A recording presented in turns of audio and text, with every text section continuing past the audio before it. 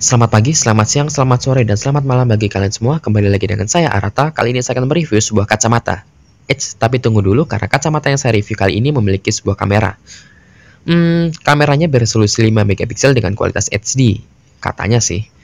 Serasa menjadi mata-mata bukan? Terlebih harganya hanya 200 ribuan saja. Apakah layak kacamata ini menjadi pendamping seorang agen rahasia?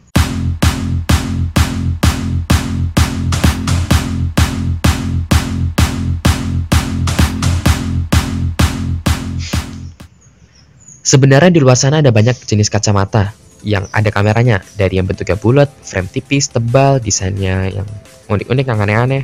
Nah, namun yang saya review kali ini adalah kacamata bentuk baca dengan frame yang tebal.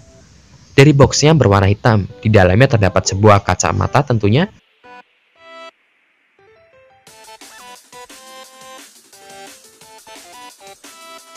Kemudian sebuah pouch hitam, kabel untuk mengisi ulang baterai dan juga transfer file, buku panduan berbahasa Mandarin dan Inggris, kemudian juga sebuah lap.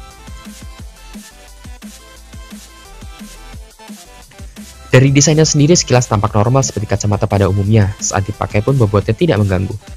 Saya pikir kita tidak akan mudah dicurigai saat menggunakannya.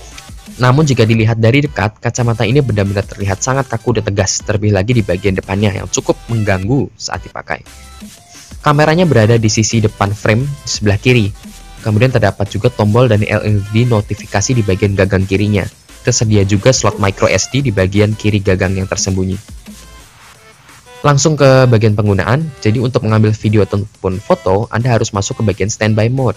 Bagaimana caranya? Yaitu Anda harus menahan tombol selama kurang lebih 2 detik. Dalam mode ini, LED akan terus menyala berwarna merah.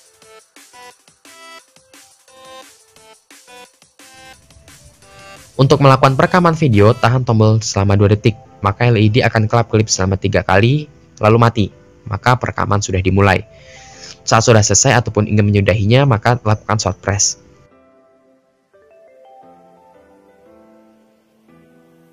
Kemudian bagaimana dengan mengambil gambar?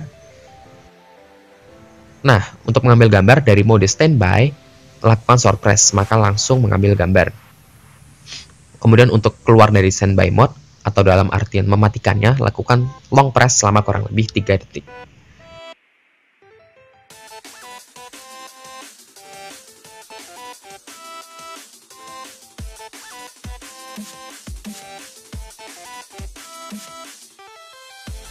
Di dalam buku panduan tertulis gratis 4 GB, namun kenyataannya saya tidak mendapatkannya.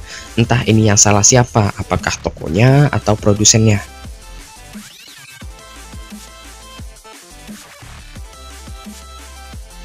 Kemudian saat saya masukkan SD card-nya, maka di dalam SD card-nya akan langsung terdapat sebuah folder foto, video, dan juga sebuah dokumen TXT.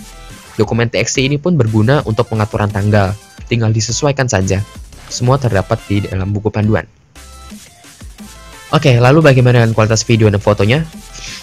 Mohon maaf, tapi saya harus katakan bahwa kualitasnya buruk. Di paket penjualannya sih tertulis 5 megapiksel dengan resolusi HD. Namun, yang saya dapatkan hasilnya jauh. Terlebih lagi resolusinya bukan 1280x720, melainkan hanya 720x480 dengan 30 fps. Dengan format AVI. Ini juga saya nggak tahu kenapa, apakah memang begitu atau harusnya bisa disetting, tapi di buku panduan nggak ada sama sekali. Noise-nya pun juga sangat banyak, saya benar-benar tidak merekomendasikannya jika melakukan pengambilan gambar di ruangan yang kurang cahaya. Tapi untungnya kacamata ini juga sudah dilengkapi dengan mikrofon, sehingga Anda bisa merekam suara. Memang kualitasnya tidak begitu bagus, namun cukup jelas untuk didengarkan.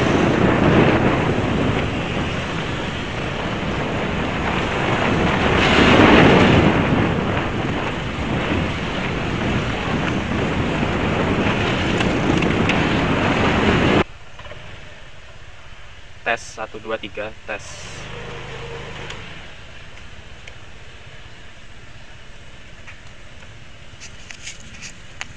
Tes 1 2 3 tes 1 2 3 tes 1 2 3. Ini direkam menggunakan spyglasses. Yang terakhir dari segi baterai. Terdapat sebuah port pengisian daya ulang baterai dan juga transfer file di bagian bawah sebelah kiri gagang kacamata.